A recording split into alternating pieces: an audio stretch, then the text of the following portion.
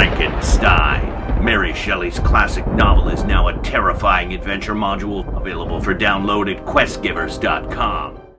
I review the Black Hack and the White Hack, two different OSR versions of D&D, today on Dungeon Craft.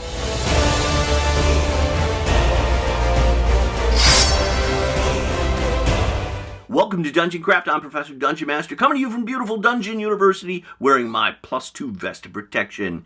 And this channel is about playing the ultimate game of D&D and other tabletop role-playing games. And I'm Deathbringer. Level up your game by subscribing and click the bell icon so you'll be informed whenever we upload new content. Black Hack and White Hack are independently produced, streamlined versions of D&D. Both enjoy a large fan base in the OSR community, but I've never seen both compare to each other directly, so that's what I'm going to do today. The Black Hack by David Black is 122 pages. It features a ribbon, always classy. There's no charts on the inside cover, but I can forgive that because you're not going to need them because it's very rules light.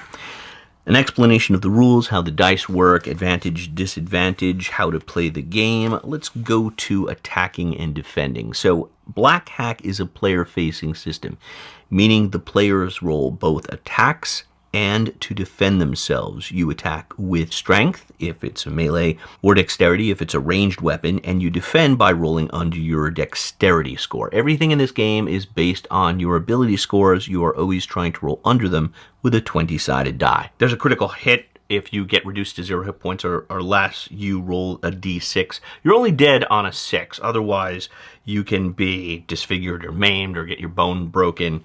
It's not as deadly as most OSR versions, right, where you're just dead at 0 hit points, but it's deadlier than 5e for sure. Here we have critical hit locations and gaining levels and experience. I'll get back to that in a second. You have the 6 traditional attributes: strength, dexterity, constitution, so on and so forth. Rules for making a background, a random chart for inspiration, and we have our 4 classes. There are just 4: warriors, thieves, clerics, wizards. I love the presentation. You get a character sheet and all the rules you're ever going to need for a warrior, and they're on facing pages for easy reference. You can tell a lot about a game by the character sheet, and this one is very simple. 6 ability scores, hit dice, hit points, armor, inventory, which is equal to your strength, and XP boxes at the bottom. Every time you have an encounter, you check an XP box, and when you get 10, you level up. Very simple. Starting stats: war trophy. For a little bit of flavor, you can have the scalp of an enemy chieftain or the ears from a goblin tribe. You get a choice of equipment, and then you get your skills, which include self-reliance, shield bash, and dealer of death.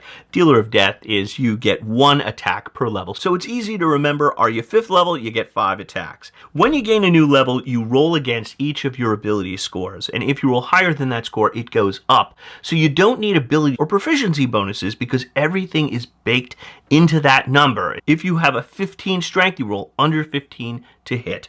I love this picture of the rogue, how they have scars on their faces. Thieves' skills are reduced to roguish talents. The rogue's thing is they get to roll advantage when they attempt delicate tasks: climbing, listening, eavesdropping. It's less jargony than 5e, and it makes it super accessible to people who haven't played the game. They also have the traditional sneak attack. Clerics and wizards can turn the undead and cast spells.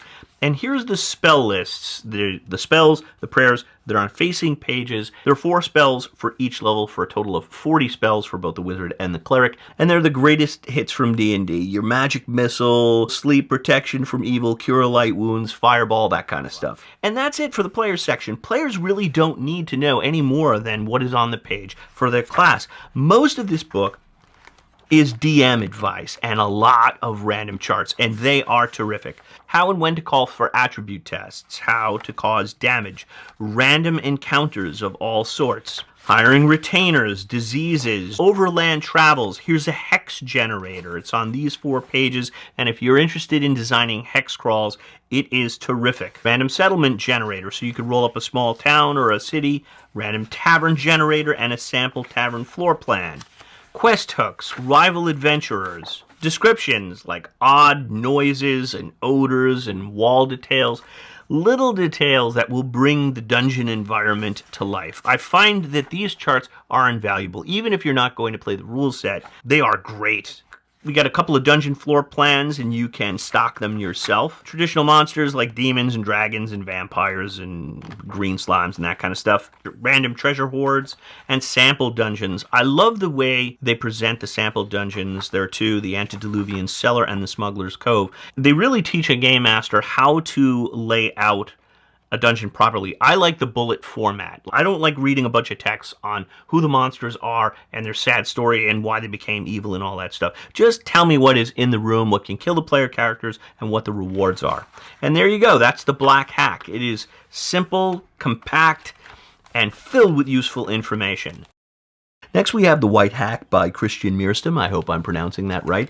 Hardcover, no nonsense. There are no illustrations in here. It is just text. So it's very utilitarian, and it doesn't feature any cover art, but it does feature this nice cover that's made to look like it came out of the 1970s. It even looks distressed. It came that way. The character sheet is no frills, bare bones, 6 traditional ability scores generated with a 3d6, and you roll under your ability score just like in the Black Hack. Hit dice are d6. There are only 3 classes broadly defined as the deft, the strong, and the wise. The deft are your monks, thieves, rangers, and assassins. The strong are your fighter types, and the wise are your wizards, priests, alchemists, mad scientists, anyone that relies on their intellect. Each has their own unique power, so the deft always get advantage when they're properly equipped, and they can trade in one of those advantage rolls for extra damage rolls, and that's how you can be an expert marksman like Legolas or get that thief sneak attack. Strong have 8 options, including raging, jumping in front of their friends, and absorbing all their damage.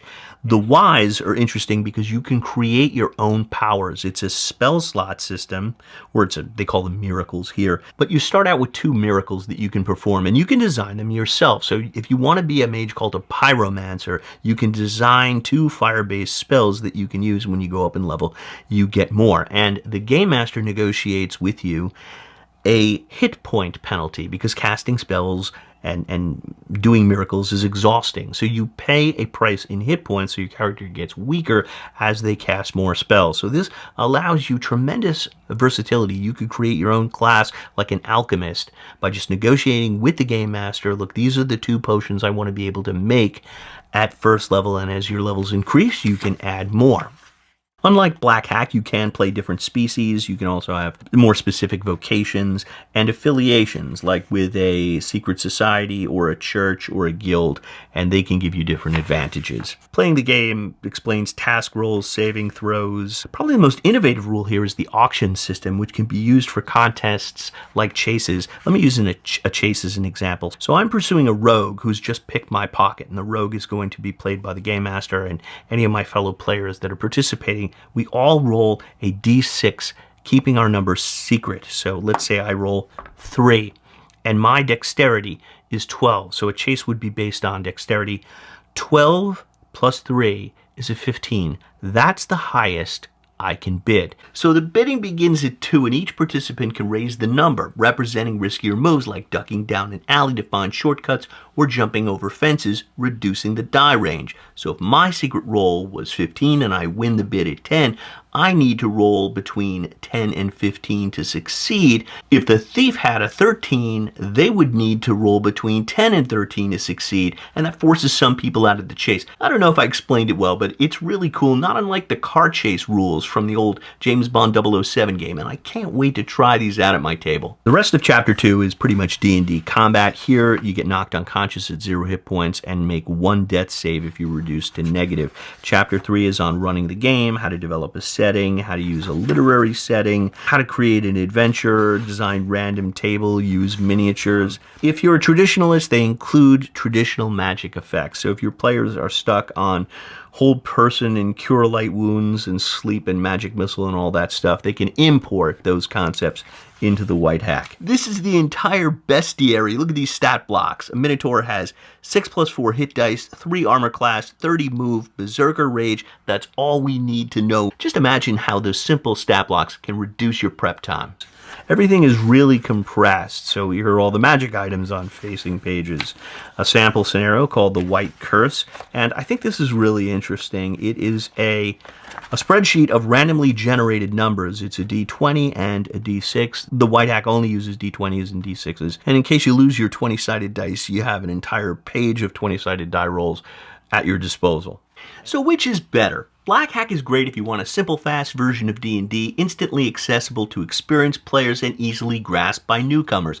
The random charts alone are worth the price of the book. White Hack is much more flexible. It's ideal if you want to create your own classes, races, and powers. The book doesn't waste a lot of time with basics like how the dice work, so it's written with experienced GMs in mind. But they're both terrific, and you'll find links to both below. Also below, you'll find links to Dungeon Craft on Facebook, Patreon, and my module Frankenstein, available at questgivers.com. And you can check out more Dungeon Craft content by clicking over here. May all your rolls be 20s.